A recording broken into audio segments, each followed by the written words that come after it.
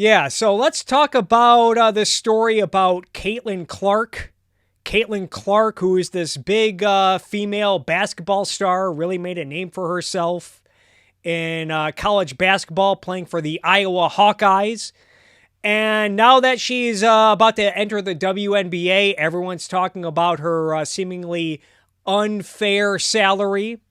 Like this piece on CNBC titled, "Here's How Caitlin Clark's $338,000 WNBA contract compares to the number one picks from the NFL, the NBA, and Major League Baseball." And even politicians have chimed in on this. We got Ro Khanna saying that the first pick in the NBA draft will make around $10 million in 1 year. Caitlin Clark will make $76,000. That is wrong. Pay women what they deserve. And yeah, here's a meme that he was responding to. He got some backlash from this. Ro Khanna then said, "One does not need to watch WNBA games to speak about pay fairness. Clark will bring new fans and likely juice WNBA ratings." He's probably not wrong there, by the way. The fact that she probably will juice the ratings. "She should be compensated for the expected ratings increase she will bring. NBA players like Bird, Jordan Johnson did the same. Isn't this basic economics?" President Biden also chimed in on this, saying, "Women in sports continue to push new boundaries and inspire us all. But right now, we're seeing that even if you're the best, women are not paid their fair share. It is time that we give our daughters the same opportunities as our sons and ensure women are paid what they deserve." And there are many reasons why this is dumb. I've already seen many point out the obvious fact that the NBA gets much more revenue than the WNBA, hence why players in the NBA make more money than players in the WNBA. There is that element. There's also the fact that this is also a trend in the NBA, and the fact that rookie salaries are capped and regulated, and that this does result in many high-profile rookies getting underpaid. You can make a strong argument that they do get underpaid. I think one notable example is LeBron James. If you look at the 2003-2004 Cleveland Cavaliers roster, this was LeBron's rookie team. If you scroll down to the bottom, they have an index of all the player salaries. LeBron James, who was a high-profile rookie, his games were his high school games. LeBron James' high school games were broadcasted on ESPN, national television. The sports media was covering him for years while he was playing in high school. And his first year in the league, he was the fifth highest player on the Cleveland Cavaliers. And even by 2006, 2007, after LeBron James had already established himself as an all-star and led the Cleveland Cavaliers to the playoffs in 2006, he ranked 117th in the NBA. Only made just shy of $6 million in the NBA when, dozens of players were making well beyond that. And LeBron James was one of the biggest names. Larry Hughes was one of LeBron's teammates, making over twice as much, and definitely not the best player on the Cleveland Cavaliers. And one may ask, why does this happen to rookies, even high-profile rookies? Is it just because the billionaire owners in leagues like the NBA, they just want to squeeze high-profile superstar potential players in effort to make a quick buck? Well, as it turns out, the NBA, you would think people like Ro Khanna and Joe Biden would know this. The NBA has what is called a players' union, a union, organized labor, who collectively bargains on behalf of the players with the owners every few years for a new pay scale, new pay structures, new regulations on pay for various players, having to deal with stuff like salary caps and veterans minimums and rookie contracts. And this is something that Bill Simmons has mentioned before. I know I read about it in the Book of Basketball. He talked about how Chris Webber came in a bad time because he was able to negotiate a lopsided salary and contract, which may have hurt his career in the long run. But here's a podcast from a few years ago of Bill Simmons talking about this. What if the Warriors hadn't stupidly given C-Webb a massive contract with an opt-out clause after 1 year? We'll get to that one too. One was his fault, one wasn't, but much of Webber's career came down to self-inflicted wounds. Bad timing. Bad luck. Maybe 7-8 years later, a conventional rookie contract would have trapped him on Don Nelson's Warriors, where he belonged all along. Later on, his Kings team. And I've read some other reports. I also found this paper written by for Duke University School of Law in 2016. I found this on sportslaw.org.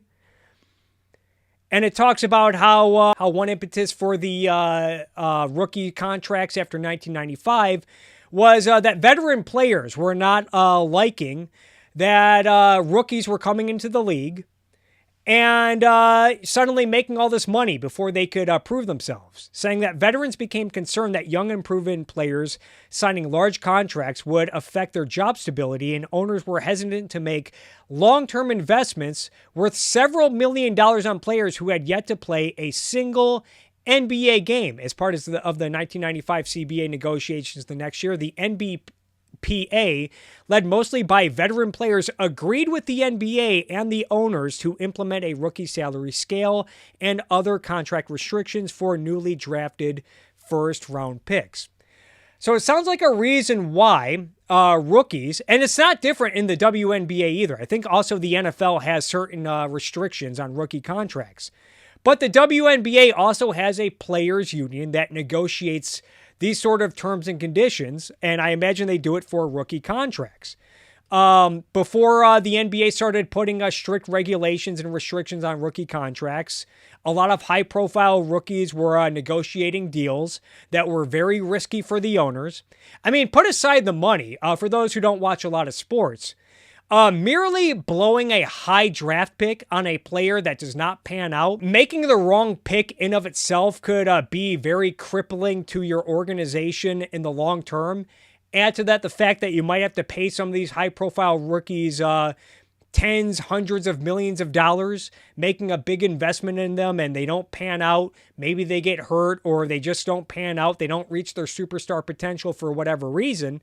But even that aside, the pre-1995 CBA was not working out well for teams like the Golden State Warriors, who did not have long-term stability with some of their rookies like Chris Webber. One example of how risky it can be to overpay players is Steph Curry. Prior to the 2012-2013 season, Curry signed a 4-year, $44 million contract with the Warriors. At the time, many basketball writers considered the move risky for Golden State because of Steph Curry's injury history. And I remember this because one of the common talking points during the Golden State Warriors dynasty run, when they were setting records for wins and winning streaks and all that, and just running wild all over the NBA, a lot of people pointed out that Steph Curry, the league MVP, I think it was unanimous MVP in 2016, on a 73-win team, Steph Curry was like the 5th or 6th highest paid player on the Golden State Warriors because when he was up for an extension, he had injury problems and was considered a big liability. And again, you could argue that because of these bargaining agreements, that in some cases, like with Caitlin Clark and LeBron James, or even Victor Wembanyama, the last year's NBA's first overall pick, this does result in players on paper getting incredibly underpaid. On the other hand, professional sports is a pretty unique business where in order for consumers, fans, to have some sort of interest or buy into the product, there needs to be some corrective balancing mechanisms within the league where struggling, losing teams have opportunities to get good again. And one of those corrective mechanisms is the draft system where the worst performing teams get first dibs on the incoming talent.